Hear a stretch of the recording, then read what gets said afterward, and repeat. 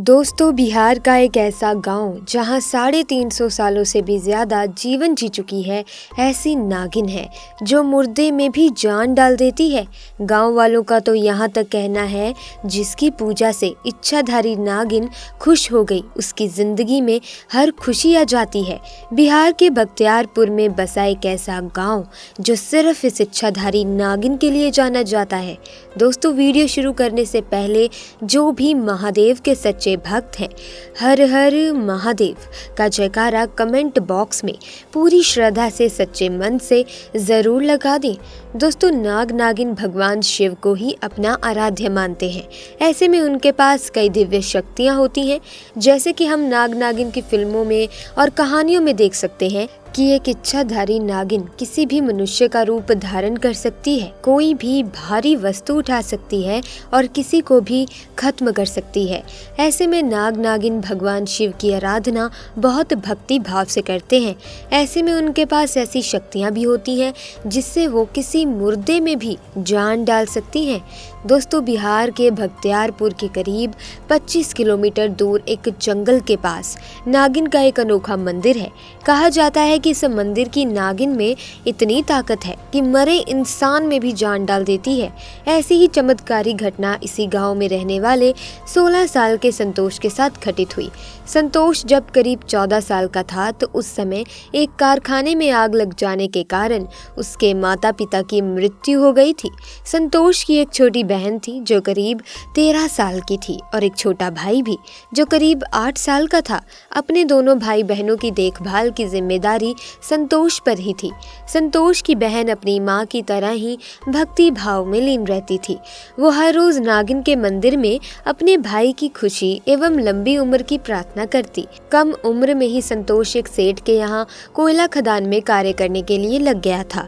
दरअसल उस सेठ का एक मुंशी था जिसकी निगरानी में ही संतोष और अन्य मजदूर काम करते थे, परंतु वो मुंशी बहुत लालची किस्म का था। सेठ की नजरों से बच बचाकर कुछ कोयले की बोरियां वो खुद ही बेच दिया करता था और उससे मिलने वाले पैसों को अपनी जेब में रख लिया करता। एक दिन सेठ ने जब खाते पर नजर डाली, उसे कुछ गड़बड़ नजर आई और उसने कहा कि कुछ बोरियों की चोरी हो रही है और वो कैसे हो रही है इसका पता तुम्हें लगाना पड़ेगा। अगर तुमने पता नहीं लगाया कि गड़बड़ कहाँ है तो मुझसे बुरा कोई नहीं होगा। मुंशी डर गया। फिर उसने सोचा कि अगर मैं सेठ को गुमराह कर दूं तो और चोरी का इल्जाम किसी और मजदूर पर लगा दूं तो शायद मैं बच जाऊंगा। और अगले दिन उसने अपने 2 खास आदमियों से कहकर रातों रात कुछ कोयले की बोरियों को अजय नाम के मजदूर के वहां रखवा दिया और अगले दिन सेठ को जाकर कह दिया कि हमने चोर पकड़ लिया है। दोस्तों, अजय एक गरीब मजदूर था और संतोष का एक अच्छा मित्र भी था। संतोष के सामने सेठ ने उसे बहुत मारा और नौकरी से निकाल दिया। संतोष जानता था कि उसका दोस्त निर्दोष है, परंतु उस समय वो कुछ नहीं कर सकता था। एक दिन संतोष जब काम कर रहा था तो उसने देखा कि जो कोयले की बोरियों को ट्रक में जाना चाहिए था सेठ के स्टोर के लिए, उनमें से 4 बोरियां अलग से रखी गई हैं। वो सबकी नजरों में ना आए कुछ इस प्रकार से रखी गई थी। जब संतोष मुंशी के पास गया ये बताने तो मुंशी ने उसे डांट दिया और कहा कि तुम अपना काम करो, हम रखवा देंगे। संतोष को अब मुंशी पर शक हुआ। उसने उस पर नजर रखनी शुरू कर दी। तभी उसने देखा कि मुंशी ने एक छोटी गाड़ी में उन 4 बोरियों को रखवाया है और उस गाड़ी से एक आदमी ने कुछ रुपए मुंशी को दिए हैं। वो समझ चुका था कि चोरी जो कर रहा है वो मुंशी कर रहा है और आरोप उसके दोस्त अजय पर लगवाया। ये बात संतोष ने खुद चुपचाप जाकर सेठ को बताई और जब सेठ को इस बारे में पता चला तो उसने भी अपने खास आदमियों को अगले दिन मजदूर के रूप में वहां भेजा। तो मुंशी का सारा भांडा फूट गया और वो पकड़ा गया। सेठ ने मुंशी से कहा कि अगर आज संतोष ना होता तो तुम मुझे इसी प्रकार से लूटते चले जाते और मुझे पता भी नहीं चलता। और दोस्तों, उसे पिटवाया गया और नौकरी से बाहर निकाल दिया। इस तरह संतोष ने अजय का बदला ले लिया, परंतु इधर मुंशी अब संतोष से बदला लेने की ठान चुका था। एक दिन संतोष जब काम करके देर शाम अपने घर लौट रहा था तो मुंशी ने 2 आदमियों के साथ मिलकर संतोष को तब तक पीटा जब तक उसके प्राण न निकल गए हों। अगली सुबह कुछ आदमियों ने संतोष को जंगल के पास मरा देखा तो तुरंत ही उसकी छोटी बहन को ये खबर दी। अपने भाई की इतनी बुरी हालत देखकर संतोष की बहन की आंखों से आंसू रुकने का नाम नहीं ले रहे थे।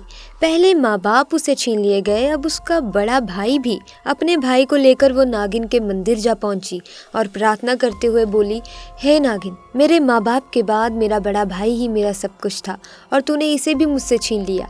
हे नागिन, मैं अपने भाई के लिए तुमसे रोज प्रार्थना करती थी, अगर तुम सच में हो तो मेरे भाई को जीवन दान दे दो, नहीं तो मैं भी तुम्हारे मंदिर में अपने प्राण त्याग दूंगी।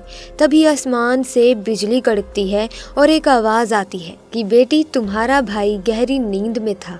उसकी दोनों आंखें धीरे धीरे खुलती हैं। अपने भाई को जिंदा देख संतोष की बहन अपने भाई को गले से लगा लेती है और रोने लगती है और नागिन को धन्यवाद करती है। उधर जब मुंशी किसी काम से घर से बाहर जाता है तो रास्ते में उसे एक बड़ा सा सांप डस लेता है और उसकी मौत हो जाती है। दोस्तों, कहते हैं कि संतोष के साथ घटित ये घटना न केवल भक्तियार के गांव में बल्कि आसपास के गांव में भी फैल गई थी। इसके बाद लोगों के बीच नागिन के मंदिर के लिए भावना और भी ज़्यादा मजबूत हो गई। आज भी दूर दूर से लोग नागिन के दर्शन करने के लिए उस मंदिर में जाते हैं और मन्नतों का धागा बांधते हैं। दोस्तों, आपको ये घटना कैसी लगी हमें कमेंट्स में ज़रूर बताइएगा और ऐसे ही वीडियोस की अपडेट पाने के लिए आप हमारे चैनल को सब्सक्राइब कर सकते हैं, बेल आइकन को प्रेस कर सकते हैं ताकि आपको नए वीडियोस की अपडेट मिलती रहे। साथ ही वीडियो को लाइक और शेयर करना ना भूलें। आपका बहुत बहुत धन्यवाद।